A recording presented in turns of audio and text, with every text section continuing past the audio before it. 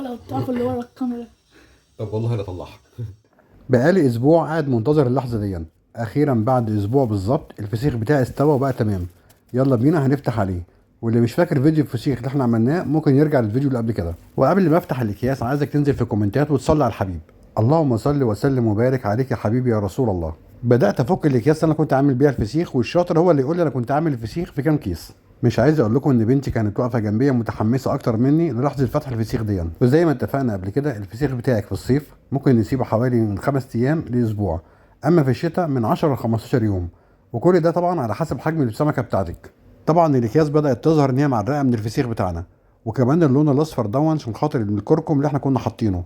والكركم ممكن تستخدميه كماده حافظه للفسيخ. وعلى فكره برضو الناس اللي بتحط ورق لوري عايز اقولك ان ما بيعملش اي حاجه وملوش اي لازمه. وده شكل السمكية بتاعتنا، بسم الله ما شاء الله اللهم بارك. طالعة طرية وزي الزبدة. شايفين عاملة ازاي؟ والسمك بسم الله ما شاء الله زي ما انا قلت لكم في الفيديو اللي قبل كده.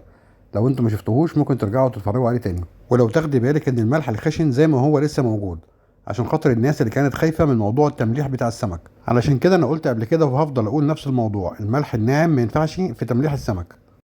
تعالوا بقى ننضف السمكية بتاعتنا، نفتحها بالسكينة او نفتحها بالمقص بتاع المطبخ مش هتفرق، بس اهم حاجة ان احنا ننضفها كويس جدا.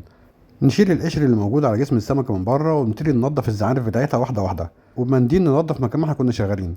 ونبتدي نفصل من عند الراس من هنا، ونيجي من منطقه البطن ونفتح على طول ونسمي الله. الريحه بتاعتها بصراحه طالعه جميله، وبسم الله ما شاء الله زي ما انتم شايفين اللون عامل ازاي.